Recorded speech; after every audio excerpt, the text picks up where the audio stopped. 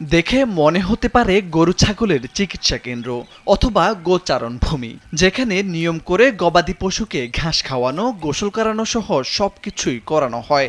অথচ এটি উপজেলা স্বাস্থ্য কমপ্লেক্স, যেখানে চিকিৎসা সেবা নিতে আসেন রোগীরা। প্রায় গরুগুলো ঢুকে পড়ে হাসপাতাল কমপ্লেক্সের ভেতরে। কখনো কখনো রোগীদের ভয়ের কারণও হচ্ছে গরুগুলো। তাদের সামাল দিতে হিমশিম খেতে হয় স্বাস্থ্য কেন্দ্রের কর্মচারীদের। দিনের পর দিন ২৫ থেকে ৩০টি গরুর চারণভূমিতে পরিণত হচ্ছে কুমিল্লার মনোহরগঞ্জ উপজেলা স্বাস্থ্য কমপ্লেক্সটি। আঙিনায় মলমূত্র ত্যাগের কারণে নষ্ট হচ্ছে পরিবেশ।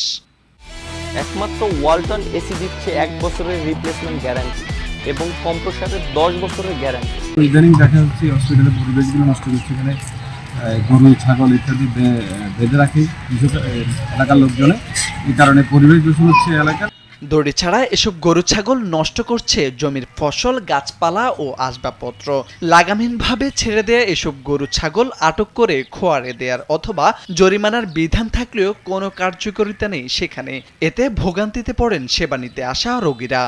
গ্রামগঞ্জে পাশে আমাদের এই হাসপাতালটি থাকার কারণে অবাধে গরু ছাগল বিচরণ করছে, এতে পরিবেশ দূষণ করছে এবং মানুষ অস্বস্তি ফিল করছে, রোগীরা অস্বস্তি ফিল করছে। মনোহরগঞ্জ উপজেলা স্বাস্থ্য ও পরিবার পরিকল্পনা কর্মকর্তা ডাক্তার মোহাম্মদ আফজালুর রহমান জানান, হাসপাতালের সীমানা প্রাচীর নিয়ে দ্বন্দ্ব রয়েছে। ফলে সীমানা নির্ধারণ না হওয়ায় চৌহদ্দিতে দেয়াল নির্মাণও সম্ভব হয়নি।